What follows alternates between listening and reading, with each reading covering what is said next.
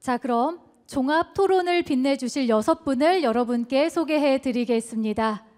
자, 종합 토론을 위해서 자리에 다들 착석해 주시고 자리를 정돈해 주시면 감사하겠습니다. 네, 오늘 토론해 주실 6분 소개해 드릴 때마다 여러분 따뜻한 박수로 맞아주시면 좋겠습니다.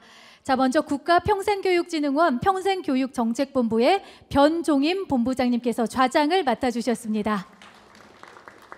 네, 토론자로 국가교육위원회 설상철 위원님 함께 하셨습니다. 네, 대한민국 시장군수구청장협의회 김하경 정책국장님 함께 하셨습니다. 네, 전남대학교 교육혁신본부의 차성현 본부장님. 네, 반갑습니다. 자, 그리고 광주대학교 청소년 상담 평생교육학과의 박진영 교수님 함께 하셨습니다. 자, 마지막으로 광주광역시 동구의 송경아 평생교육사님 함께 하셨습니다. 자, 지금부터는 우리 좌장이신 변종임 본부장님께서 진행해 주시겠습니다. 네, 반갑습니다. 변종임입니다. 반가운 얼굴들이 참 많으시네요. 네, 광주에서 뵈니까 더 반갑고 뜻깊은 것 같습니다. 지금부터 최고의 전문가분들 모시고 오늘 포럼의 기조 강연과 주제 발표에 대한 종합 토론을 진행하겠습니다. 국가균형위원회 우동규 위원장님과 박성경 교수님 그리고 곽유미 실장님의 기조 강연과 주제 발표가 있었는데요. 우린 들으면서 우리가 나아가야 될 방향과 과제에 대한 아이디어를 충분히 공감할 수 있었던 것 같습니다. 지금부터는 이제 전문가분들 모시고 그러면 이제 우리가 무엇을 어떻게 해야 될 것인가에 대한 심도 깊은 그리고 현안을 짚어가면서 논의를 해보고자 합니다. 먼저 참석해 주신 분들 잠깐 소개 말씀 좀 부탁드리겠습니다. 아주 간단한 인사 말씀과 함께 오늘 이 자리 참석하신 소감 한 줄씩 한 줄평 부탁을 좀 드리겠습니다. 제 옆자리부터 차성현 교수님부터 순서대로 부탁을 좀 드리겠습니다. 네, 안녕하십니까. 전남대학교 교육혁신본부장을 맡고 있고 또 교육학과에서 학생들을 가르치고 있습니다. 차성현입니다. 한 줄 평 하겠습니다. 이 뜻깊은 대전환의 자리에 함께해서 좋았습니다. 기대됩니다. 예, 반갑습니다. 부산에서 온 설상철입니다. 이 행사를 준비하면서 저보고 이제 부산은 사실 부산인재평생교육진흥원이 여성가족개발원과 통합이 돼서 이제 이름이 부산여성과 평생교육진흥원으로 우리나라에는 없는 그런 기관명이 하나 생겨서 아주 창의적인 기관이 돼서 이제 원장 둘 중에서 한 사람이 없어지게 됩니다. 그래서 저는 일단 우리 기관이 먼저 해산 청산을 해서 저는 이제 대외적으로는 아직도 여평원이 출범하기 전이라서 현재는 인평원을 대외적으로는 대표하고 있습니다만은 그거보다도 이제 국가교육위원회 위원 자격으로 오라고 하는데 사실 국가교육위원회 직업평생교육 특위위원으로서는 이 짧은 토론 시간에 드릴 말씀을 가능하면 좀 자제하고자 합니다. 그리고 그냥 과거에 부산인재평생교육진흥원의 이런 업무를 가지고 이제 참석을 해서 토론을 드리고자 하는 그런 마음으로 왔습니다. 멀리 있는 저희들까지 관심을 가져주시고 초청해 주셔서 너무 고맙습니다. 특히 오늘 우리 곽유미 실장님이 발표하는 내용을 보니까 우리 부산의 인평원의 과거에 좀 규모가 작던 시대에서부터 조금씩 성장하는 그 과정에 관련되는 부분이 많이 이렇게 중복되고 서로 벤치마킹하고 한다는 이런 모습들이 발견이 돼서 정말 반갑고 그리고 또 초청해 주셔서 너무너무 고맙습니다. 그 내용에 대해서는 나중에 토론할 때 말씀드리기로 하겠습니다.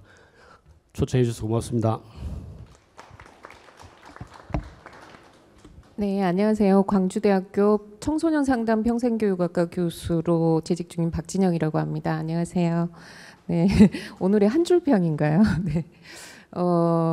부담스럽고 무겁기도 하지만 굉장히 설레고 벅차다라는 말씀으로 한 줄평 마감하겠습니다. 안녕하십니까. 대한민국 시장군수구청장협의회라고 하는 우리나라 시군구 기초지방정부를 대표하는 기관의 전 정책국장입니다. 이 행사가 준비될 때까지만 해도 제가 현역 선수였는데 오늘 막상 행사를 하는 날은 자유계약 선수로 이렇게 시장에 나와 있습니다. 실업자가 됐다는 말씀이죠. 네. 오늘 행사에 대해서 좀 한 줄 평을 한다면 같이 얘기를 꼭 들었으면 좋겠는 분들이 안 계셔서 섭섭하긴 하지만 답은 현장에 있다. 네, 현장이 가장 중요합니다. 네, 감사합니다.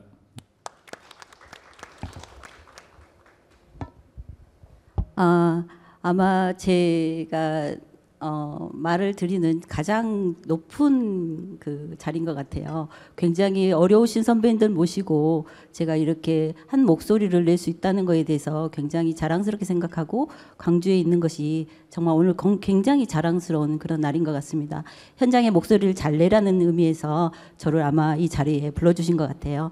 광주 동구의 평생교육사를 맡고 있는 송경아라고 합니다. 반갑습니다. 네, 감사합니다. 오늘 이 패널분들 모시고 나눠보고자 하는 이야기는 전국민 평생학진흥을 위해서 이제 광역 차원에서 지자체와 대학 함께 연계협력을 하고자 하는데 이럴 때 각각의 주체들이 해야 될 역할과 과제가 무엇인지 좀 톱어보고자 합니다. 최근 교육부에서 대학 지원 사업을 광역 중심으로 RIS 체제로 바꾸면서 이제 광역 차원에서 지자체와 대학의 연계는 매우 중요한 사회적 이슈가 되었고 이 가운데 어떻게 협력 구조를 만들어 나갈까 하는 차원에서 우리 평생교육도 굉장히 중요한 이슈의 중앙에 같이 서 있는 것 같습니다. 함께 발전적 방향을 모색하고자 합니다. 패널분들 이야기 들으면서 궁금하신 부분이나 혹시 또 더 듣고 싶은 부분 있으면 메모해 두셨다가 마지막에 질의응답할 때 함께 참여해 주시면 좋겠습니다. 자, 그럼 첫 번째 질문을 좀 드리겠습니다. 지자체와 대학의 연계라는 것이 전체 도민, 전 시민의 삶에 어떤 의미를 주는 건지 궁금합니다.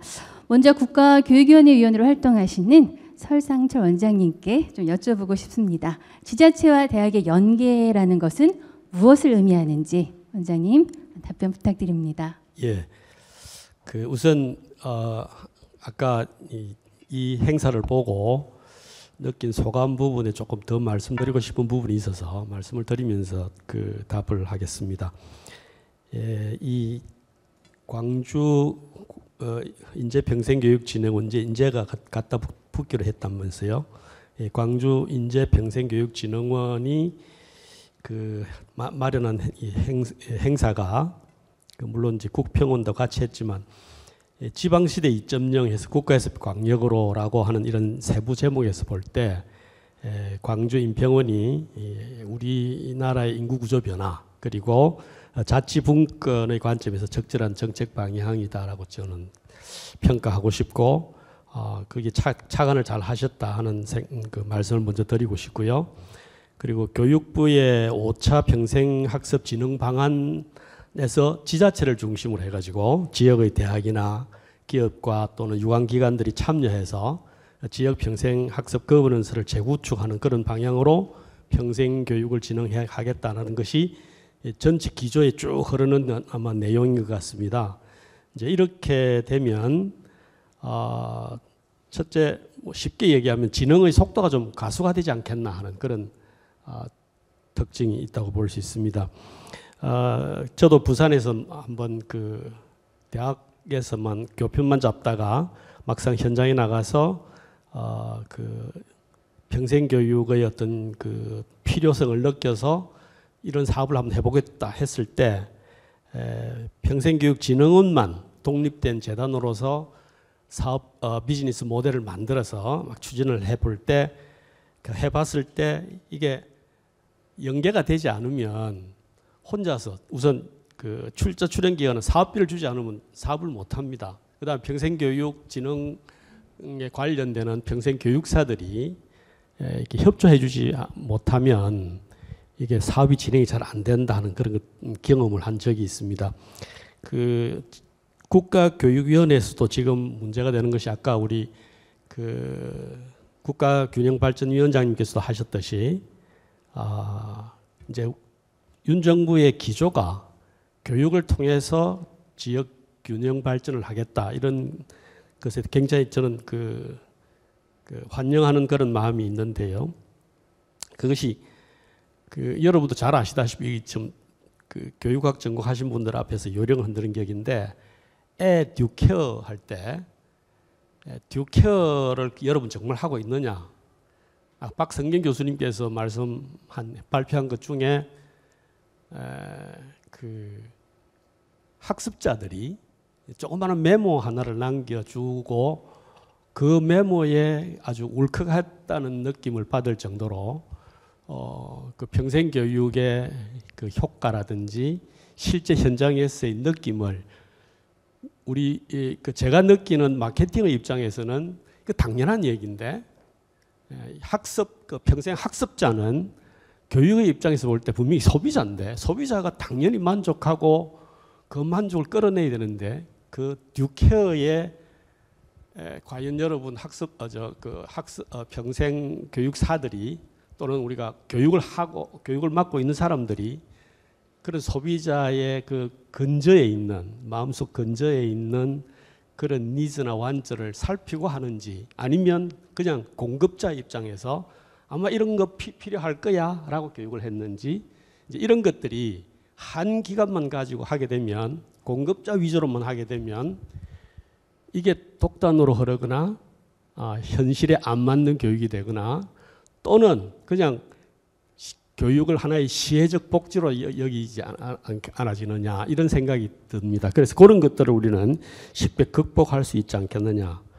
그 다음에 또 특히 기초지자체장의 평생교육 의지에 따라서 그 지역 평생학습의 질이 달라지는 거 이런 것들을 보면 당연히 많은 대화를 나누고 또 어떤 방향으로의 목적을 두고 할 것인지 이런 것들이 논의되고 책임성과 전문성이 강화되고 하는 이런 것들이 필요해야 하지 않나 이런 생각이 들고요.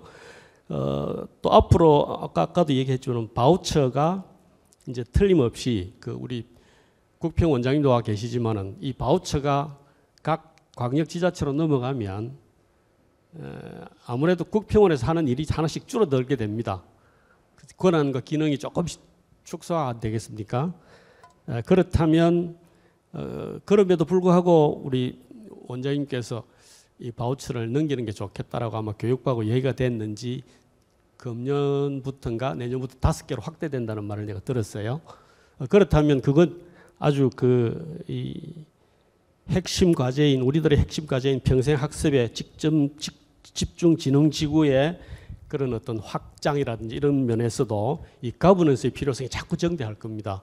부산만 해도 16개의 그 구군이 있는데 그런 여러 사람들의 여러 구군들의 그런 거버넌스가 없이는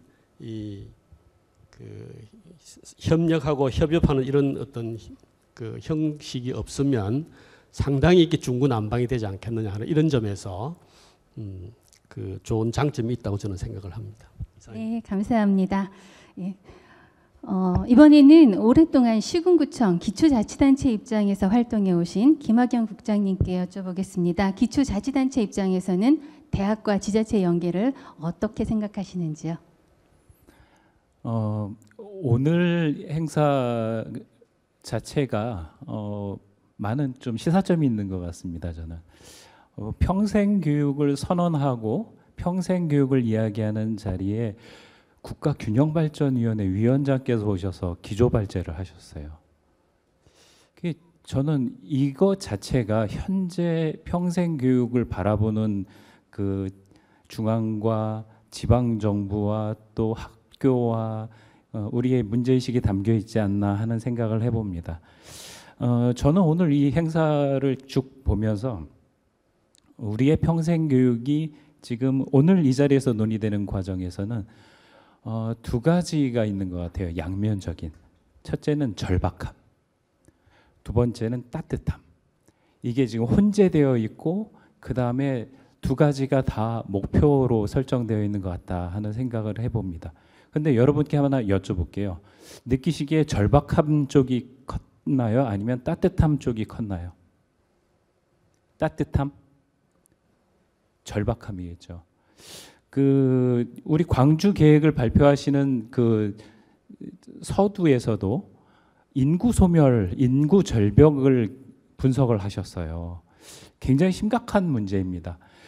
지방 정부와 대학이 연계할 수밖에 없었던 이유가 뭐냐면 재작년 초부터 그러니까 각 전국에 있는 전문대학 협의회 분들과 시군구가 같이 계속 이제 논의를 시작을 했습니다. 근데 이런 공통점이 있었습니다. 우리 흔히 그냥 이게 웃지 못할 얘기인데 벚꽃 피는 순서, 벚꽃 지는 순서. 오늘 장맛비가 엄청 내리고 있는데 장마전선 올라가는 순서로 전국에 있는 대학들이 문을 닫는다. 들어보셨죠? 예.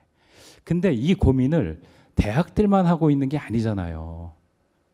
지금 특히 이제 우리 전남북 광주 호남 지역, 그 다음에 경북 강원 이런 곳들은 시군구가 소멸할 것 같다는 거예요.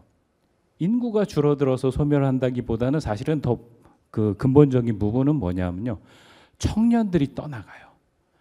그 지역에서 낳고 자란 청년들이 어디로 떠나가더라. 어디로 갑니까? 수도권으로 갑니다. 서울을 바라보고 갑니다. 그래서 생각해 보니 문을 닫는 대학이나 그 다음에 소멸을 염려하는 시군구 또 시도나 다 같은 입장에 있더라. 그래서 이제 저희가 하이브 사업, 아까 이제 오산대학교 그 사례를 얘기를 들었는데, 사실은 오산 잘 못하고 있는 것처럼 그렇게 그 겸손하게 말씀을 하셨지만 하이브 사업을 우리가 준비할 때 모델이 된 곳이에요. 오산대학교와 오산시는 정말 협력 굉장히 잘하는 곳입니다. 평생학습 측면에서도 굉장히 협력을 꾸준히 해온 도시입니다. 오산대, 문경대, 그 다음에 거창에 있는 승강기대 이런 곳들을 이제 분석을 해보면서 지역의 문제를 해결을 하려면, 더 솔직하게 얘기한다면은 청년의 문제를 해결하려면 지방 정부와 지역에 문 닫는 것을 염려하고 있는 대학이 함께 손을 잡고 노력할 수밖에 없더라. 근데 좀 안타까움이 있어요. 뭐냐면 그 논의를 시작하는 첫 번째 자리에서 여러 교수님들이 자리를 함께하고 계셨는데 시군구 지방정부에서 온 사람이 없는 줄 아시고 이제 이런 말씀들을 편하게 하셨어요. 그 지방정부에서 예산을 더 많이 받아야 되는데 영 관심들이 없어. 이게 지금 지방대가 재정난을 해소하기 위해서 문을 안 닫기 위해서 지방정부로부터 예산을 받는 문제가 아니거든요. 같이 생존의 문제를 고민해야 되는 거거든요. 근데 제가 이제 하이브 사업 때문에 성과 발표하는 지역들을 이렇게 가서 특강도 하고 또 이 얘기도 들어보고 하면은 아직도 참 어려움을 얘기합니다. 뭐냐면 시군구 담당자가요, 대학 담당자한테 갖고 들어와 이런데요. 아마 지금 평생 학습을 위해서 현장에서 일하시는 여러분들도 시군구를 상대하기가 어려우실 거예요. 이제 아직도 이 협력해서 공동의 문제를 해결하려고 하는 그 훈련들이 충분히 되어 있지는 않습니다. 그럼에도 불구하고 하이브 사업을 계기로 또 오늘 이 자리를 계기로 우리가 하나씩 늘려나가고 있는, 해결해 나가고 있는 것이 뭐냐면 우리는 같은 입장에 처해 있다. 지방정부와 대학은 같은 입장에 처해 있다. 그러나 양쪽이 가지고 있는 자원이 다릅니다. 뭐냐면 대학은 뭐가 있냐면 가르칠 수 있는 인프라와 전문 인력을 가지고 있습니다. 반면에 지방정부는 정책과 예산을 가지고 있습니다. 무엇을 결정할 수 있는 결정권을 가지고 있고, 그래서 이 생각이 맞는 것 같아요. 같이 힘을 합하는 것이 맞다. 그런데 잘 모르겠습니다. 저도 아직은 뭐냐면 아까 이제 우리 실장님께서 메가시티 말씀도 하셨는데 이게 지금 과연 소멸해 가고 있는 것인지 줄어들고 있는 것인지, 이게 소멸해 간다면 소멸하지 않기 위한 대책을 세우는 게 맞고요. 이게 규모가 줄어든 거라면 줄어든 사회에 대한 준비를 하는 게 맞습니다. 두 가지 준비 방향이 달라요. 그런데 어쨌든 간에 어느 나쁜 방향으로 가고 있는 것은 맞는 것 같거든요. 여기에 대해서 메가시티가 답인지 아니면은 각자 작은 단위의 주민이 참여하고 더 적은 단위에서의 지방 단위에서 문제를 주도적으로 해결하는 것이 맞는지, 이것도 아직은 정답을 찾지는 못한 것 같아요. 하지만 분명한 게 있다면 광역, 지금 광주 같은 경우에 오늘 굉장히 좋은 소식을 전국에 알려주는 거거든요. 시민의 행복한 삶, 시민의 행복을 위해서 지방 소멸을 막는 게 궁극적인 목적이 될 수는 없죠. 시민의 행복한 삶이죠. 시민의 행복한 삶을 위해서 기초지방정부가 또 광역지방정부가 연대와 협력을 한다. 그리고 광역 단위에서 광주가 이 문제에 대해서 주도할 것이다. 그리고 이 자리에서 대학과의 연계를 통해서 함께 해결을 모색한다. 이것이 논의되고 있는 자리입니다. 비록 시작이지만은 굉장히 앞으로 우리가 지향하는 시민들의 행복을 위해서 정말 기대되고 바람직한 첫걸음이라고 저는 생각합니다. 감사합니다. 네, 감사합니다. 지자체와 대학의 협력은 생존 문제이다. 그리고 더 나아가서 시민의 행복한 삶을 지향해야 된다라고 또 입장을 말씀을 해주셨습니다. 이번에는 대학의 입장을 좀 들어보고 싶습니다. 대학의 입장에서는 대학과 자치단체 연계를 어떻게 생각하시는지 차성현 교수님께 여쭤보겠습니다. 네, 오늘 그 앞에 우동기 국가균형발전위원장님도 말씀하시고 또 그 평생학습 플랫폼으로서 오산대학에서 사례도 발표하시고 또 광주평생교육진흥원의 곽유미 기조실장께서 광주 평생교육의 비전, 과제 이런 부분들을 말씀을 해주셨습니다. 감명 깊게 잘 들었고 그 내용들이 잘 실현되면 우리 광주가 앞에서 이야기했던 모두가 성장하는 교육도시, 가로치고 모두가 성장하는 평생교육도시가 되지 않을까 이런 기대를 해보면서 몇 가지 말씀을 드리겠습니다. 지금 질문이 지자체하고 대학이 연계가 되면 실질적으로 우리 시민들에게 어떤 변화가 있고 어떤 도움이 되겠느냐 이런 질문인데 좀 이런 식으로 질문을 한번 해보려고 합니다.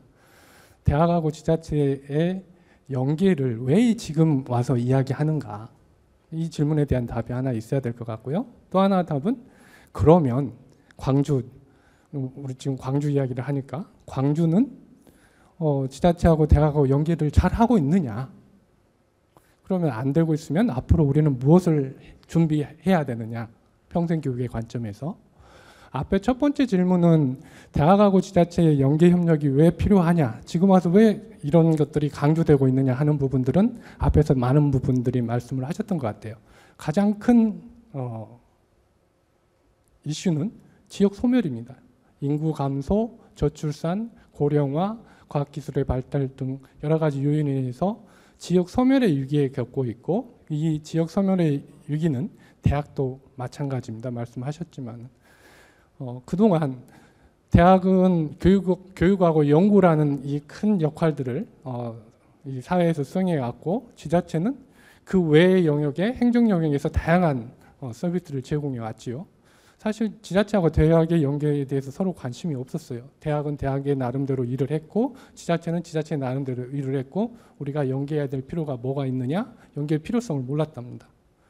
근데 인구가 감소하고 지금 말씀하셨던 여러 가지 지역 소멸의 위기들이 닥치면서 지역의 문제는 지역이 해결해야 된다라는 핵심적인 이제 정책 방향이 변화가 있었죠. 그래서 평생교육도 마찬가지로 그동안 중앙에서 해왔던 것들을 이제 지역의 평생교육은 지역의 여건, 지역의 특수성, 지역의 수요를 반영해서 지역에서 해봐라.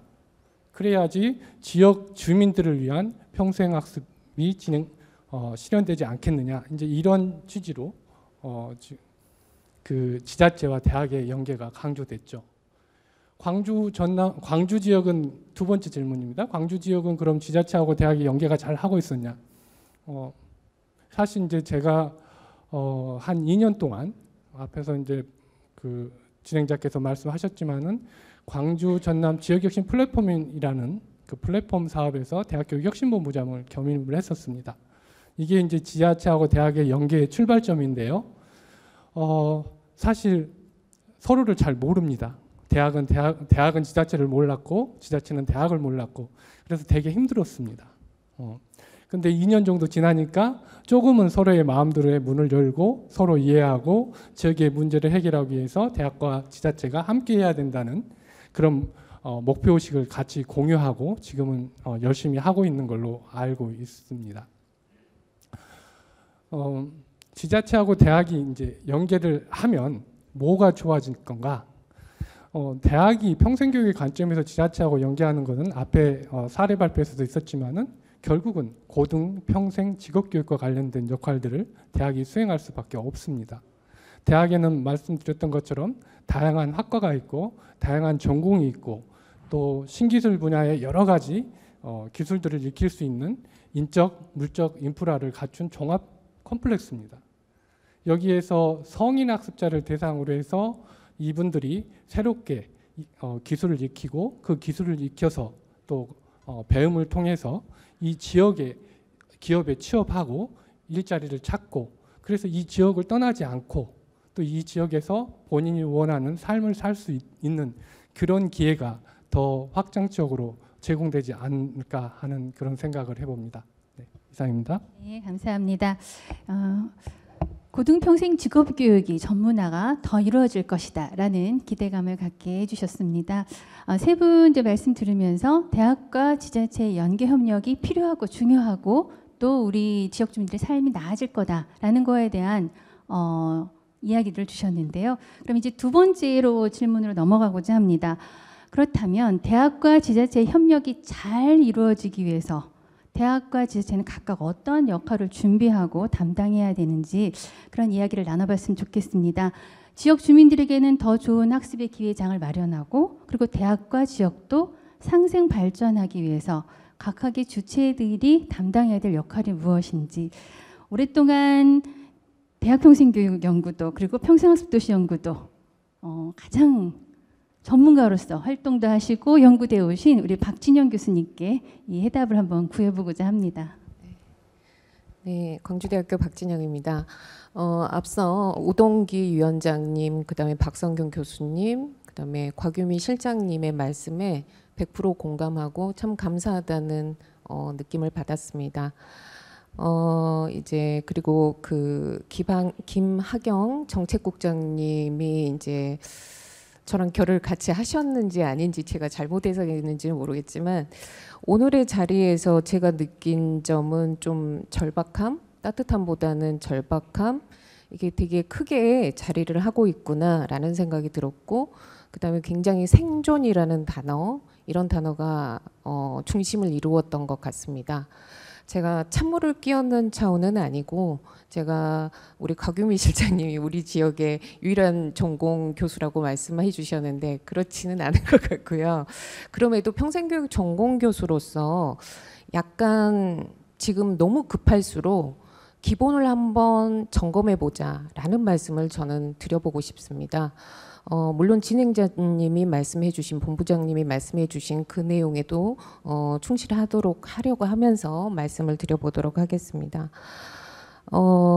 제가 이제 22년에 광주 평생교육 중장기 발전 계획을 수립을 했고 그 계획이 올해부터 잘 실행이 되었으면 하는 그 마음에서 광역 평생학습 도시 광주가 가야 할 길에 대해서 좀 강조점을 말씀드려보고 싶습니다.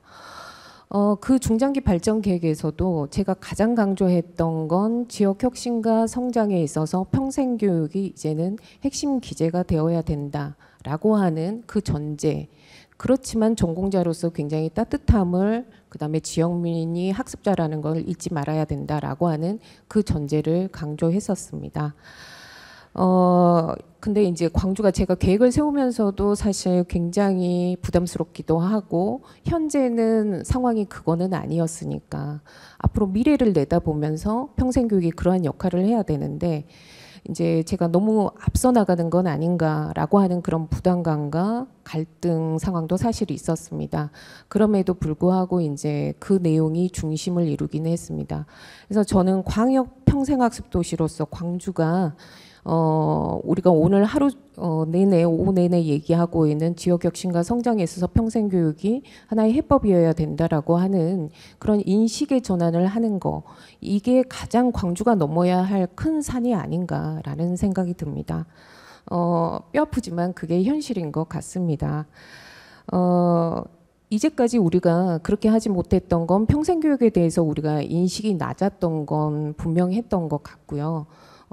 분명히 이제 각계각층에서 노력을 통해서 광역 평생학습 도시로 선정이 되고 오늘 선포까지 한 거는 물론 너무 반가운 일이고 공감할 만한 일이지만 현실적으로는 우리가 노력하고 넘어야 할 산은 분명히 있다라는 그런 말씀을 드리고 싶습니다. 오늘 그 오산 대학에서 우리 박성경 교수님 굉장히 그 현장에서 적극적인 그런 역할을 해주신 분이 또 발표를 해주셔서 공감이 되는데 이미 타 지역에서는 그런 선도 사례를 만들고 있는 이만큼 우리 광주가 가장 먼저 해야 되는 일은 그 큰 산을 넘는 것이다라는 말씀을 드리고 싶고 그럼에도 이제 그 따뜻함을 우리가 견지하면서 어떻게 하면 지역 혁신과 성장에 있어서 평생교육의 역할을 할 수 있을 것인가를 한 3가지로 나누어서 한번 말씀드려 보도록 하겠습니다. 첫 번째는 뭐 이제 3가지가 다 아시는 내용이긴 하지만 왜 그래야 하는가, 그 다음에 어떤 방향으로 가야 할 것인가를 저는 주로 말씀드릴 것 같습니다. 첫 번째는 우리가 지역 혁신과 성장의 해법으로서 평생교육에 대한 인식 전환과 함께 광주시 내부 부서들이 수행하는 사업들에서 필요한 평생교육을 협의할 수 있는 광주시 전체가 연결될 수 있는 소위 혁신과 성장을 위한 광주시 평생교육 소통 시스템이 마련되어야 된다고 생각을 합니다. 이거는 평생학습 도시가 우리나라에서 처음 진행되기 시작했었을 때부터 모든 지역에서 모든 평생교육 전공 교수들이 했던 이야기지만 그럼에도 오늘 이 자리에서도 또 그 얘기를 하고 있는 건 그다지 현실적으로는 녹록하지 않다라는 것을 말씀드리는 것이 아닐까라는 생각이 듭니다. 그리고 솔직히 말씀드려서 여기에 앉아 계신 분들은 그 중요성이나 필요성을 다 인지하고 계신 분들입니다. 여기에 오지 않으신 분들이 사실은 실행을 하고 결정을 하시는 분들이 많다라는 점이죠. 그렇다면 우리가 어떻게 해야 될까? 그 얘기도 좀 구체적으로 해봐야 되지 않을까? 알고 있는 우리가 해야 될 일은 무엇일까? 또 우리가 해야 될 노력 중에 하나는 아닐까? 그런 생각이 듭니다. 우리는 그 6대 평생교육의 영역 안에서 갇혀서 아주 답답하게 평생교육을 진행하는 그런 경우가 참 많았던 것 같습니다. 그래서 타 부서에 침범을 하지 않아야 된다. 오늘도 그런 문구들이 조금 제시되었었던 것 같은데요. 또 침범을 해서는 안 된다. 또는 이중으로 진행이 되면서 또 시의 예산이 낭비되는 그런 경우도 있었던 것 같습니다. 뭐 마을 공동체 사업이 대표적인 그런 예시라고 볼 수 있는데요. 그 외에도 환경, 주거, 인권, 보육, 노동, 복지, 의료 이런 지역민의 삶, 그다음에 모든 영역들과 맞닿아 있는 게 평생교육이고 그 부서들에서 그 영역들을 담당하고 있는 부서들과 평생교육 하는 분들과의 열려있는 소통 구조가 저는 굉장히 1단계에서 필요하다라는 그런 말씀을 드리고 싶습니다. 그 다음에 이제 우리가 오늘 그 네트워크의 중요성을 다 강조해서 말씀하고 계시는데 저 또한도 그것에 대해서 뭐 너무 당연하죠. 이제는 지역 혁신과 성장을 위한 평생교육을 어떻게 진행할 것인가, 지자체, 대학, 산업체의 연계 방안에 대해서 공통적으로 목소리를 높여서 말씀 주셨습니다. 저는 근데 여기에서 어떤 작년부터 올까지 한 2년을 이렇게 느끼면서 또 전공자이다 보니까 더 관심을 갖고 보면서 어떤 느낌을 받았냐면 이 소통이 굉장히 뭐랄까 민간산학의 협력에 대한 다양한 시도와 이야기들이 오가고는 있지만 굉장히 약간 혼란스럽다. 어떤 객관적인 시스템이 부재하다. 공정한 시스템이 없다라는 생각이 들었습니다. 먼저 이야기를 하는 사람이 우선일 것 같은 그런 느낌. 이런 것들도 당연히 조금 느낌이 있었고요. 어떻게 보면 이런 시행착오의 과정을 거쳐서 우리가 공정하고 객관화된 시스템을 만들어 나가게 되지 않을까, 그런 생각은 발전적으로 해보는 바이기는 합니다. 그래서 우리가 민간산학 연계 협력 시스템이 필요하다라는 얘기만 할 것이 아니라 어떻게 공정하고 열려있고 유연한 그런 소통 시스템, 네트워킹 시스템을 만들 것인가를 지금 현재 논해야 되지 않을까, 그런 생각이 들어봅니다. 그 다음에 이제 대학의 역할이 굉장히 강조되고 있습니다. 근데 대학의 역할은 대학에 이제 생존과 맞물려 있기 때문에 저도 대학에 있는 사람으로서 자연스럽게 이제 라이즈 사업이라든가 또 글로컬 사업이라든가 이런 것들을 통해서 대학은 자연스럽게 변화가 이루어질 거라는 생각이 듭니다. 그리고 이제 여기서 이제 여기에 앉아 계신 분들 중에서도 불편함을 느끼시는 분들도 있을 거예요. 민간평생교육시설에 있어서 우리가 지역혁신과 성장에 있어서 그러면 대학만 역할을 할 수 있는 것이냐. 민간평생교육시설의 이야기는 오늘 이 자리에서 굉장히 많이 누락된 거 아닌가라는 생각이 듭니다. 그래서 대학의 역할이 중요해지고 그 역할을 해야 되는 것은 어쩌면은 서구 선진국에서도 보면 시대적 흐름이자 앞으로 미래의 어떤 대학의 모습일 것 같습니다. 이것은 우리가 거스를 수 없는 흐름이라고 우리가 따라가야 될 것이고, 그와 함께 민간평생교육시설의 역할을 배제하지 않으면서, 소홀히 하지 않으면서 어떻게 민간평생교육시설을 우리가 퀄리티를 이끌어 나갈 것인가, 담보해 나갈 것인가, 이 또한도 함께 이야기를 해 나가야 되지 않을까라는 생각을 해봅니다. 마지막으로 이제 세 번째 가장 중요한 내용입니다. 우리가 이제 지역 혁신과 성장을 위한 평생교육으로 오늘의 이제 그 이야기가 굉장히 타겟팅이 많이 되고 있는데, 여기에 공감을 하지 않는 사람은 없고 저 또한도 거기에 100% 공감을 하는 바입니다. 하지만 우리가 절대 잊어서는 안 되는 것이 있습니다. 우리가 광주가 광역 평생학습 도시로서 명실상부한 어떤 모델을 만들어내기 위해서 가장 중요한 건 지역민이다. 왜? 학습의 주체는 지역민이기 때문입니다. 그래서 평생교육을 지역 발전과 혁신의 중심 기제로 설정하자라는 그런 주장이 마치 교육을 실시하는 자 중심으로 가자, 대학과 지자체 이렇게 중심으로 가자, 그런 의미로 이해하는 것은 매우 위험하고 시대착오적이다, 그런 말씀을 굉장히 강조드리고 싶습니다. 우리가 급할수록, 그 다음에 시대적으로 생존이 너무나도 또 절박해질수록 정말 중요하게 생각해야 되는 것은, 우리가 유네스코가 1972년에 발표한 정책보고서, 포르의 정책보고서 제목이죠. Learning to be. 그야말로 생존도 물론 중요하지만 지역민의 존재 자체가 행복한 학습, 그런 학습이 항상 우선시 되어야 된다는 것을 이 자리에 있는 우리 특히 평생교육을 하는 사람들은 잊지 않아야 된다라는 것을 제가 말씀드려보고 싶습니다. 장애인 평생학습 도시로서의 이제 해결해야 될 과제는 이제 시간상 문헌을 통해서 조금 확인해 주셨으면 좋겠고요. 저는 오늘의 이 자리가 일단 뭔가 우리가 목표 지점은 아직 정확히는 모르겠으나 일단 시작하고 보는 그런 자리가 아닌가 싶습니다. 제가 굉장히 좋아하는 문구가 있는데, 마크 주크버거는 이런 얘기를 했어요. 아이디어는 절대 완성된 상태로 떠오르지 않는다. 일단 시작하고 봐야 된다. 만들어가는 것이다.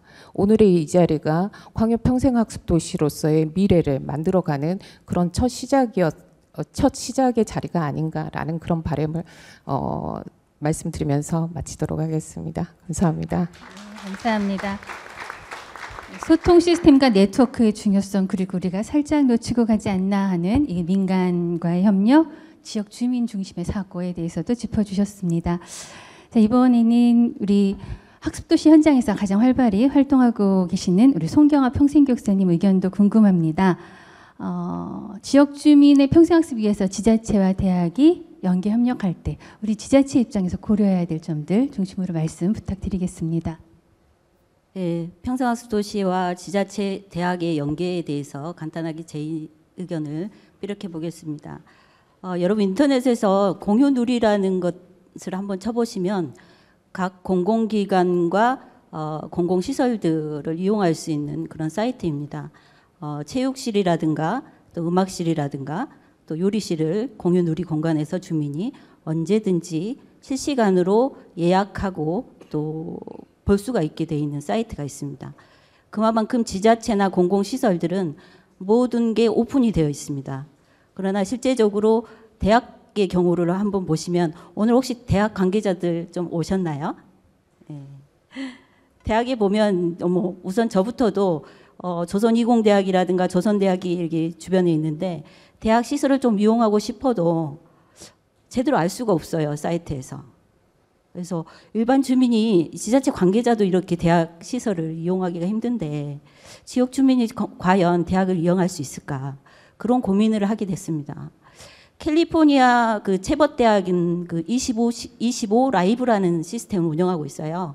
그래서 25시간이라는 거는 24시간보다 훨씬 큰 시간이잖아요. 그래서 25시간처럼 그 대학의 모든 시설과 이런 그 전문 인력들 이런 것들을 일반 주민이 충분히 알 수 있게 홈페이지에 오픈을 해 놓습니다. 그래서 오픈을 해서 대학이 주민들에게 열린 공간을 제공을 하고 또 교수진도 오픈을 하고 이렇다 보니까 대학과 주민이 하나가 되는 겁니다. 언제든지 주민이 그 대학을 노크를 할 수 있는 거죠. 그리고 대학은 주민이 어떤 시설을 이용하겠다. 예를 들어서 조선이공대학의 뭐 자동차 실습실을 우리가 이용하고 싶다 하면 일정의 비용을 내고 그 대학을 이용하게 되는 겁니다. 그러나 실제적으로 우리나라의 대학들은 뭔가 지자체하고 연계를 한다고 합니다. 그래서 연초가 되면 굉장히 지자체와 함께 협약을 해달라고 많이 오세요. 그러면 어떤 내용으로 협약을 하죠? 하면 두리뭉실하게 평생교육 공동체입니다. 어떤 프로그램을 저희가 진행을 하는데 지자체에서 평생교육 공동체에 우리 함께 합시다. 이렇게 이제 간단하게 얘기를 합니다. 그러나 실제적으로 공감이 되지 않는 내용과 공감이 되지 않는 사업 계획서는 실제적으로 지자체가 어떻게 보면 자주 만나지도 않는데 이 사업에 대한 신뢰성이라든가 이런 부분들이 굉장히 떨어지게 되는 거죠. 그래서 협약할 때마다 지자체들은 주저주저하게 되고 또 구체적으로 뭔지 내용이 좀 알아봐라 이렇게 지자체장이 이렇게 말씀을 하시거든요. 실제적으로 대학들은 학령 인구가 감소가 돼서 학습자가 많이 줄어들게 있기 때문에 어떤 사업을 추진할 때 저희 지자체에 노크를 많이 합니다. 학습자 좀 보내달라. 그러나 공감이 되지 않는 사업에 또 주민들이 원치 않은 사업을 사업계획서로 제출을 하고 그 사업계획서가 선정이 돼서 지자체와 함께 하자 했을 때 어느 지자체가 과연 공감이 되지 않는 사업에 함께 할 수 있을까 이런 고민들을 하게 되었습니다. 실제적으로 제가 캘리포니아 대학의 체벗 25시 라이브라는 거를 간단한 예로 말씀을 드렸는데요. 우리 지자체나 대학도 함께 했을 때 같이 상생할 수가 있는 거잖아요. 저희 동구 같은 경우도 소멸 위험 지역입니다. 이제 21만 정도 되는데요. 앞으로는 더 줄어들 수도 있고 늘어날 수도 있는 그런 도시이기도 합니다. 아파트가 많이 생기고 있긴 하지만 그래도 많이 빠져나가고 있어요. 마찬가지로 조선대학이라든가 조선이공대학도 굉장히 어려움에 처해 있는 걸로 알고 있습니다. 왜냐하면 학습자들이 많이 줄어들고 있거든요. 그래서 지자체와 대학이 연계하는 것들은 제 생각에는 오픈인 것 같아요. 시설물도 오픈하고 전문 교수진도 오픈하고 그리고 사업도 오픈하고 지자체의 그 주민들이 원하는 평생교육 프로그램이라든가 사업을 같이 공유하고 사업계획서 내용에 담아서 그 내용이 진정으로 지역 주민들에게 긍정적인 교육적 효과를 가져올 때 그게 진정한 지역과 대학의 상생 방안이라고 저는 생각을 하고 있습니다. 첫 번째로 제가 강조드리고 싶은 것은 대학이 열린 마음으로 지역 주민들에게 시설과 인력과 모든 것들을 좀 오픈해 주길 바라는 게 첫걸음일 거라고 생각을 하고요. 오늘 광역 선포식을 했지만 대학의 위기, 지역의 위기 이런 것들은 어떻게 보면 함께 극복할 수 있는 거는 자주 아까 그 박성경 교수님이 하신 말씀이 가장 좀 가슴에 남는데요. 자주 만나지 않고서는 뭔가 이루어질 수가 없습니다. 자주 만나야 될 것 같아요. 저도 반성을 합니다만 대학 그 관계자분들 계신다 하면 협약할 때 연초에 오지 마시고 한 달에 한 번씩 저희가 만날 수 있는 그런 시기 뭐 이런 거 미팅을 좀 잡아서 지자체와 함께 했으면 좋겠습니다. 진정으로 평생교육은 콩나물 시루라고 생각을 합니다. 처음에는 물을 좀 주면 안 자라는 것 같지만 언젠가는 쑥 자라 있거든요. 그러는 것처럼 평생교육이 앞으로는 이 콩나물 시루처럼 물을 주는 심정처럼 그렇게 진행되었으면 좋겠습니다. 이상입니다. 네, 감사합니다. 오픈과 공유, 상생, 그리고 잦은 만남 이런 키워드를 남겨주셨네요. 자, 이번에는 세 번째 질문으로 넘어가고자 합니다. 세 번째 질문은 6분 모두께 드릴 거고 시간 관계상 짧게 답변을 부탁을 드리겠습니다. 광역 차원의 학습도시 이야기를 해보고자 합니다. 기초 단위에서 평생학습도시를 그동안 해왔는데 오늘 광주가 광역 평생학습도시를 선포했죠. 곽유민 실장님 발표에도 내용이 있었지만 이제 광역 차원에서 평생학습을 추진할 때 무엇이 달라질 것인지, 우리가 기대할 수 있는 게 뭔지, 지역 주민의 입장에서는 어떤 변화를 정말 기대할 수 있는 것인지에 대한 전문가분들 의견을 한 말씀씩 여쭤보고자 합니다. 먼저 설상철 원장님께 여쭙겠습니다. 광역 차원에서 볼 때 어떤 변화가 있을 것이라고 기대하시는지 말씀 여쭙겠습니다. 예, 이제 광주가 역시 그 빛고울인 것 같습니다. 이 불빛 회의장에서부터 아주 빛이 강하게 작용을 하고 있는 것 같고, 특히 이 광주 인평원이 이제 그 청년을 평생교육 대상으로 포함을 한다고 해서 이제 명실상부하게 과거에는 평생교육이 성인을 주로 위주로 했다면 이제 5차 평생교육 그 계획에 의하면 이제 대학의 관리를 이제 교육부는 이제 지방지자체로 다 내리고 전 형식 교육에 아까 그 발표자 그 박성경 교수님 발표 내용에서 그랬는가 모르겠는데 하여튼 전 주기별로 평생 학습이 이루어질 수 있도록 그렇게 이제 바뀐다고 하면서 지금 청년이 사업의 대상이 된다고 하면은 그 생애 전 주기적인 평생 교육이 실현될 수 있다 하는 그런 데서 의미가 있고, 그래서 이제 이런 청년을 이제 이렇게 할 때 아까 말씀하신 그 간혹 국가적인 사업, 광역 사업이 이 부처별로 이루어지는 경우가 많습니다. 그래서 아마 광주시도 그럴 것 같은데 여성 가족과나 또는 복지과나 뭐 하여튼 각 과에서 다 아마 평생교육이 다 이루어질 겁니다. 이렇게 되면 평생교육 가버넌스를 구축해야 되는 인평원은 이게 굉장히 곤혹스럽다는 거죠. 굉장히 그 계획을 짜기도 어렵고 그래서 이게 이제 명실상부하게 우리 진흥원 협의회에서도 말하지만은 그 라이즈 산업이나 또는 평생교육 지원 사업이 앞으로는 이게 이제 사실은 평생교육이 평생직업교육 또는 평생직업 학습 이렇게 될 가능성이 많거든요. 이게 우리가 아까 직업은 시장님도 말씀하셨듯이 내 스타일이라 해서 일이 스타라는 얘기가 됩니다. 인생에 있어서 직업이라는 것은 가장 중요한 그 핵심적인 우리 화두가 아니겠습니까?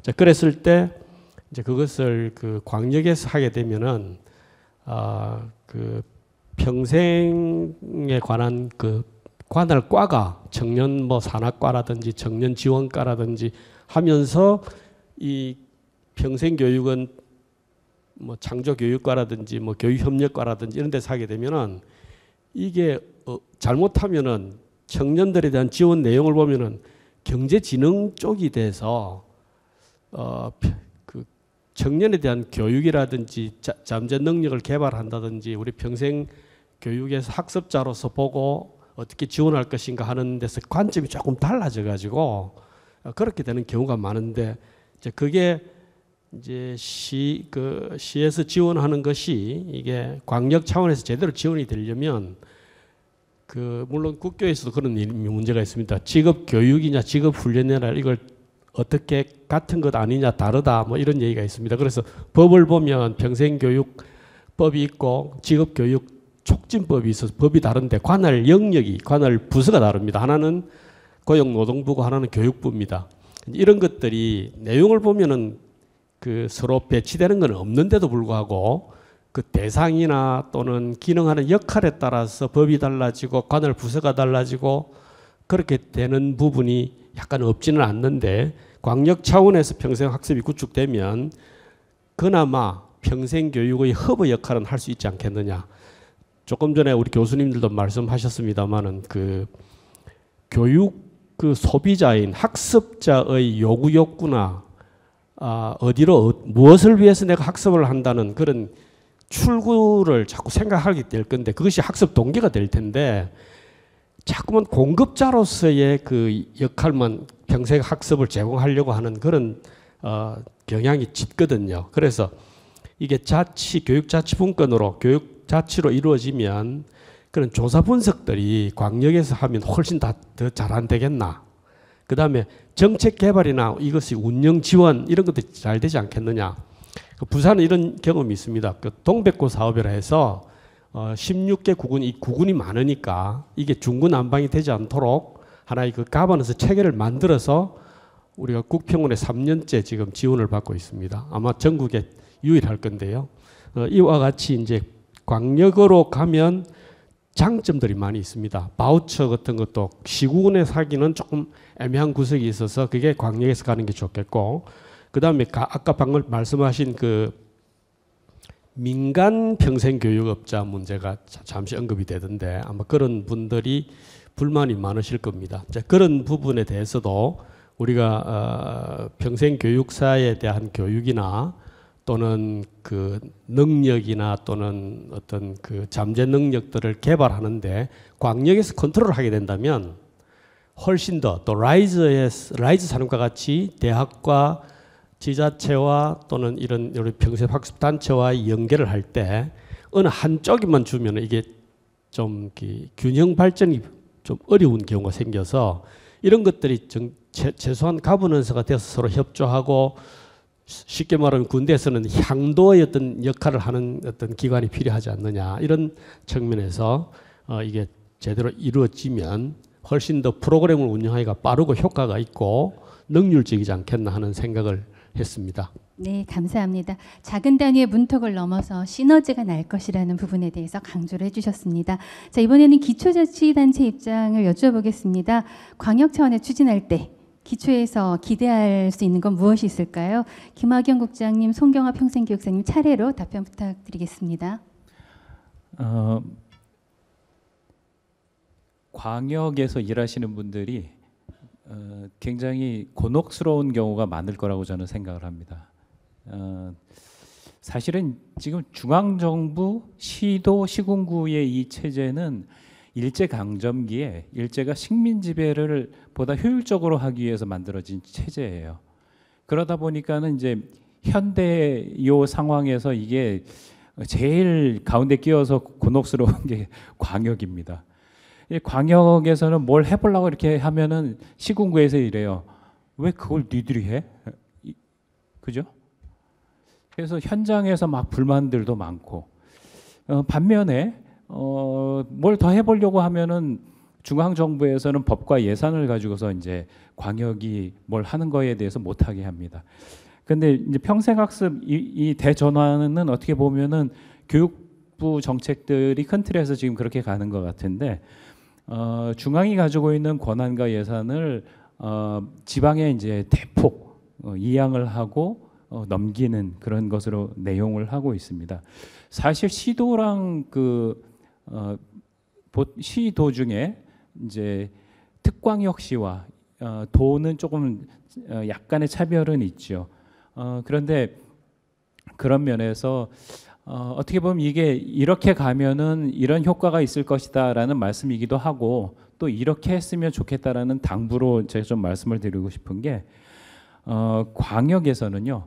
광역의 역할을 좀 찾아 나가 주시는 게 저는 바람직하다고 봅니다. 시군구가 현장에서 그 주민들과 함께 하는 부분에 시시콜콜하게 이제 관여하지 말고 중앙 정부로부터 더 많은 그 정책에 대한 권한과 예산을 가지고 와서 그 자기 역할을 찾는 게 맞습니다. 그럼에도 불구하고 이런 게 있어요. 예를 들어서 하이브 사업을 할 때 광주 남구에는 전문대가 없습니다. 그다음에 대구 남구에는 산업이 없어요. 그런데 지역 특화 산업에 맞춰서 전문대랑 뭘 해보려고 하는 시군구가 뭐 목적도 없고 파트너도 없는 그런 상황이 됩니다. 그럼 주민은 어떻게 하라는 얘기예요? 그러면은 이 경우에 누구의 역할이 필요할까요? 광역의 역할이 필요합니다. 그래서 하이브 사업을 선정할 때도 지역 내에 있는 꼭 전문대랑 그 컨소시엄을 형성하지 않아도 되고, 그 다음에 주변에 있는 산업체랑도 할 수 있게 그렇게 열어놨음에도 불구하고 실제로 그렇게 신청한 사례는 하나도 없는 걸로 제가 기억을 합니다. 그런데 이런 그 주민이 손해 보는 문제, 이거는 결국에는 광역이 해결을 해야죠. 또 도지역과 다른 게 특광역시만 해도 어떻게 보면은 주민의 생활 권역과 시군구 그 단위의 행정구역이 일치하지 않잖아요. 대부분 그렇습니다. 예를 들어서 이 지역에 일자리를 가지고 있는데 살기는 다른 곳에 살고, 또 다른 이곳에 살고 있는데 일은 다른 곳에서 하고, 주민들이 잘못하는 거예요? 광주 남구 사람은 광주 남구에서 살고 그 남구에서만 일해야 되는 건 아니잖아요. 그러면은 이 문제를 해결해 줄 수 있는 것은 광역이 할 수 있는 역할입니다. 그래서 광역은 보다 자기의 역할을 위로 옆으로 좀 더 찾아야 된다라는 그런 말씀을 좀 드리고요. 두 번째는 뭐냐면 그동안 그 지역 내에 있는 민간이나 그 다음에 지역 내에 있는 대학들에 대해서 그 취해오던 태도를 좀 바꿔야 됩니다. 뭐냐면 내가 승인해 줄게, 내가 사업에 대해서 살펴보고 예산 지원해 줄게. 이거는 옛날식의 이제 사고 방식이라고 봐야 돼요. 그래서 관은 저희가 교육부에다가 이런 그 산학연의 그 거버넌스에 대한 그 제안을 할 때 관은 컨트롤 타워 역할을 해야 된다, 적극적으로 주도해야 된다라고 했는데, 좀 안타깝게도 하이브 사업이 이루어지고 있는 많은 곳에서도 그곳조차도 아직은 공직자분들이 갖고 와, 검토해 볼게 라는 그 자세를 안 버리고 있습니다. 그런데 인허가 부서라고 생각하지 말고 함께하는 협력자라고 생각을 해야 될 거예요. 그 다음에 이제 세 번째, 이거는 사실은 아까 우동규 위원장님께 좀 들으라고 말씀을 드리고 싶은 건데, 뭐냐면 교육 일자리라고 하는 프레임에서 좀 벗어났으면 좋겠어요. 이게 굉장히 바보 같은 생각입니다. 지금까지 역대 정권이 해온 노력이 이 프레임에서 못 벗어났어요. 그런데 제가 안타까운 건 뭐냐면 현 윤석열 정부도 이 프레임에 갇혀 있습니다. 뭐냐면 일자리 교육을 시키면은 청년들이 일자리를 갖게 된다라는 거예요. 그래서 지역 균형 발전을 하고 지역 소멸 문제를 해결할 수 있다고 생각하는데, 맞아요 이게? 청년들 그런 관점으로 광주를 떠나지 않습니다. 그 여러분 그 참 가슴 아픈 우리 기억이지만 이태원의 그 좁은 골목에서 헬로윈 그 파티를 하는 그 청년들 아주 어마어마한 그 문제가 있었잖아요. 그 국장님 말씀 좀 네. 드려주시기 부탁드립니다. 네네. 그 참사를 당하게 된 그 상황을 우리가 이면을 보면 청년들은 서울에서 누릴 수 있는 문화가 있는 거예요. 이게 청년 친화적인 문화라는 게 있는 거예요. 교육 일자리 프레임을 가지고서만 이걸 바라보지 않아야 된다. 이거보다는 더 나아가야 됩니다. 원칙 위주로만 좀 말씀드리면, 그 다음에 네 번째는 뭐냐면 광주광역시가요, 이 호남 권역에서는 수도권의 서울과 같은 블랙홀 역할을 할 수 있어요. 따라서 아까 저는 좋은 얘기를 들은 것 같은데, 광주 평생학습도시 계획에서는 전북과 전남도 바라보셔야 된다라는 겁니다. 그래서 주변 권역에 대한 역할도 좀 적극적으로 찾는 것이 중요할 것이고요. 마지막으로 드리고 싶은 말씀이 뭐냐면, 평생학습 거버넌스 오늘 우리 얘기했지 않습니까? 근데 하이브도 거버넌스가 있어요. 그 지역 공동체 사업하는 곳에 공동체 거버넌스 있고요. 사회 그 도시 재생하는 곳에 도시 재생 거버넌스가 있어요. 아니 거버넌스가 좋긴 한데 죄다 거버넌스 새로 만들어요. 그런데 여러분 아시겠지만 그 거버넌스 들여다보면요, 거의 10중 8구가 사람이 겹칩니다. 현장에서는요, 저 중앙정부의 각 다른 부처와 예산과 법령을 근거로 해서 온 것이 골목에서는 한 곳에서 만나게 돼 있어요. 따라서 저는 이 광역 차원에서 이런 걸 한다면은 과감하게 지역의 시민의 삶, 행복한 삶을 위해서 고민하는 거버넌스도 좀 통폐합해 보자고요. 그리고 결정적으로 당사자가 없어요. 그 거버넌스 한번 들여다보세요. 지역에서 방귀 깨나 뀌시는 분들만 계시지 정작 그 문제의 당사자가 없어요. 그래서 당사자도 포함을 시키는 그런 거버넌스 한번 권해드리고 싶습니다. 이상입니다.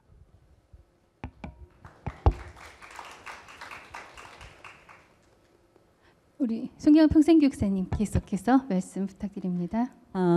평생교육사로서 중앙에 워크숍을 간 적이 있는데 광주의 대표 프로그램이 뭐냐라고 물어보셔요. 다른 지자체에서. 근데 제가 쉽게 답을 하지 못했습니다. 왜냐하면 5개 구청들이 굉장히 열심히 일을 하고 프로그램도 굉장히 많이 만들어내고 있습니다. 지역 주민들이 느끼는 체감도도 높은데요. 그러나 타 지자체에서 광주를 바라볼 때 광주의 대표 평생교육 브랜드가 뭐냐라고 물어보면 저도 좀 의아스러워요. 쉽게 대답할 수가 없더라고요. 예를 들어서 여수 같은 경우는 뭐 바다로 간 평생학습, 수원 같은 경우는 누구나 학교, 남양주시의 뭐 학습 등대 이렇게 도시만의 대표 평생교육 브랜드를 통해서 집중을 하고 또 학습을 펼쳐나가고 있거든요. 그런데 광주 같은 경우는 실제적으로 많이는 하고 있으나 내놓을 만한 게 없다는 거죠. 예, 그 문제인 것 같아요. 그런 문제를 이번 광역 평생학습도시 선포식을 통해서 저희 광주가 한 발 더 나갈 수 있는 기회가 됐으면 하고요. 한 가지는 더 논산 같은 경우는 평생학습 시민 장학금이라는 게 있습니다. 광주도 한번 도입해 볼 만한 필요가 있는 것 같아요. 아까 시의원님들 계실 때 제가 좀 말씀을 드렸어야 되는데 평생학습이 잘 되려고 하면 장학금을 주면 돼요. 주민들한테. 고등학교 대학생들만 장학금을 주면 되는 게 아니라 이제 시민들한테 장학금을 주는 거예요. 평생교육 잘하십시오. 10만 원, 20만 원 내가 드리겠습니다. 시에서 먼저 해주면 얼마나 좋겠어요. 광주광역시에서 조례 제정을 통해서 평생학습 시민 장학금을 제도를 만들어주는 것도 평생교육이 잘 되는 방안이라고 생각을 합니다. 한 가지 더만 말씀을 드리고 끝낼게요. 우리 자료집 보면 제가 123페이지에 있는데요. 순천이 평생학습 박람회를 2번 개최했습니다. 2번 개최했고 저희 광주광역시는 인구도 많고 너무나 재미있는 꿀잼 도시인데 평생학습인들이 한 번도 모이는 자리를 만들어 보지 못했습니다. 광주광역시의 가장 큰 도전이자 미래의 모습은 대한민국 평생학습 박람회를 한번 유치해서 평생교육도 공유를 하고 평생학습들이 한번 모여서 신나게 이곳에서 학습의 그 자랑도 하고 그런 자리를 꼭 좀 만들었으면 좋겠습니다. 광역 평생학습 도시 오늘 선포했으니까 담당 국장님이라든가 시의원님들이 좀 예산을 많이 투입해서 평생학습 장학금, 평생학습 박람회 유치 꼭 될 수 있도록 추진해 주시기 바라겠습니다. 감사합니다. 네, 감사합니다. 송경화 평생교육사님이 계셔서 우리 광주의 미래는 굉장히 밝은 것 같습니다. 자, 짧은 시간밖에 저에게 남지 않았습니다. 두 분 교수님께 아주 짧은 말씀 한마디씩 부탁드리겠습니다. 광역에서 추진할 때, 기초에서 추진할 때보다 무엇이 달라지고 좋아질 것인가? 네, 말씀 부탁드립니다. 네, 짧게 말씀드리도록 하겠습니다. 오늘 저기 광주평생교육진흥원에서 광역 평생학습도시 비전과 과제에서 이제 혁신 과제 몇 가지를 이렇게 쭉 알찬 혁신 과제들을 공개를 하셨는데요. 이거 잘하면 될 것 같습니다. 제가 보기에는. 그러면은 이 혜택을 우리 광주 지역에 있는 지역민들이 다 누리지 않을까 싶습니다. 덧붙여 한두 가지만 말씀을 드리면 뭐 원론적인 이야기입니다만은 우리 5개 자치구가 있지 않습니까? 자치구마다 특화해서 하는 프로그램도 다르고 또 관심도 조금 차이가 있는 것 같고 또 역량에도 좀 차이가 있는 것 같습니다. 그러다 보면은 이제 자치구 간 이제 평생학습의 어떤 기회의 차이 또 질의 차이들이 있는 게 사실인 것 같습니다. 이런 부분들을 광역 평생학습 도시 또 광역 차원에서 조정하고 균형 있게 조정을 해주고 관리를 해주고 관련 정책들을 개발하면 조금은 균등한 더 나은 평생학습 기회가 주어지고 또 질 높은 평생학습을 누릴 수 있지 않을까 싶습니다. 그러면서 한 가지 들었던 생각은 이제 혁신 과제로 제안했던 것 중에 미래 청년을 위한 미니 캠퍼스 이렇게 했던 부분들을 공개를 해주셨는데요. 그것도 광역 차원에서 할 수 있는 좋은 사업이라고 생각이 듭니다. 더불어서 뭐 타 지역을 이야기하는 게 좀 그렇습니다만 서울의 시민대학 이런 거를 제가 볼 기회가 있어서 한번 참여도 해보고 그랬었는데요. 정말 잘 돼 있습니다. 그거야말로 또 지자체, 대학 다 참여하는 그런 프로그램입니다. 비화기 과정도 있고 뭐 교양 수준의 그런 프로그램도 있고 직업과 관련된 프로그램도 있고 이렇게 이런 프로그램 광주 시민대학을 광역 단위에서 이렇게 계획을 해서 추진을 하게 되면 광주 지역에 있는 모든 또 지역민들이 그 혜택 또 배움의 기회를 누릴 수 있지 않을까 생각을 해봤습니다. 네, 이상입니다. 네, 감사합니다. 자, 마지막으로 박진영 교수님 말씀 부탁드립니다. 네, 광역 차원에서 이제 그 평생 교육을 이끌어 나감에 있어서 좀 형식에 치우치지 않았으면 좋겠다라는 이제 말씀을 드리고 싶고, 그래서 아까 말씀드렸던 내용하고 중복되는 내용이긴 하지만 그 소통의 시스템 이게 굉장히 저는 중요할 것 같고, 소통 시스템 내에서 저희가 중장기 발전 계획에서도 드렸던 말씀이지만 그야말로 시정 방침이나 시 정책 뭐 100개 이렇게 설정하고 이건 다 진행하기 위함이잖아요. 거기에서 우리가 평생교육에 할 수 있는 거는 무엇일까? 우선순위를 설정해서 그거 중심으로 또 평생교육으로 해결할 수 있는 정책들을 우리가 발굴하고 진행하면 어떨까라는 생각이 듭니다. 근데 지금 현재 만약에 진행이 된다 하더라도 그냥 그런 거랑 상관없이 대학에 할 수 있는 일, 더불어서 이제 민간이 할 수 있는 일 그냥 열어놓기만 하면 그야말로 대학에서도 어떻게 나가냐면 우리 대학이 잘하는 거, 그다음에 민간 평생교육실 우리가 잘하는 거, 그리고 평가 수준에서는 이제 계획서가 말끔한 이제 계획서, 대학, 기관 이렇게 선정이 되어가는 그야말로 형식으로 흐르게 된다는 거죠.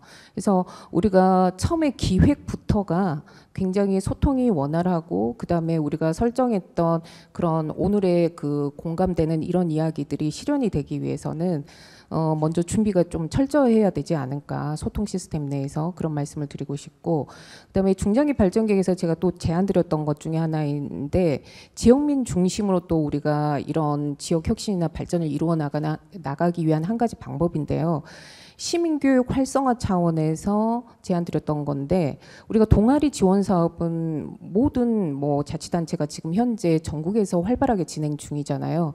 광주만큼은 우리가 그야말로 그 지역 현안을 연구하는 동아리, 이런 동아리들을 적극적으로 키워가지고 그들이 이제 평생교육을 통해서 지역 현안을 해결할 수 있는 어떤 그런 방안을 제시하도록 좀 이끌어주는 우리가 광역 차원에서나 기초자치단체 차원에서나 그런 조금 업그레이드된 그런 우리의 노력이나 기획이 필요하지 않을까, 민 중심으로 가는 데 있어서 방법을 한 가지 말씀드리자면 그 말씀도 드리고 싶습니다.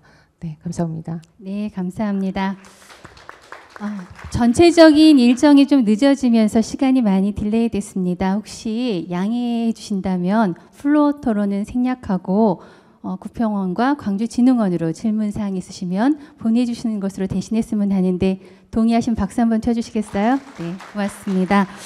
자, 우리 패널분들께 다시 한번 감사드리고요. 오늘 포럼에서 논의된 소중한 의견을 바탕으로 국가평생교육진흥원에서도 지역 평생교육 현장에 보다 안정적이고 지속적인 지원을 하기 위해서 최선을 다해 노력을 하겠습니다. 이상으로 광주에서 개최한 2023년 제3차 평생학습 도시 포럼을 모두 마치겠습니다. 함께해 주신 모든 분들 감사합니다.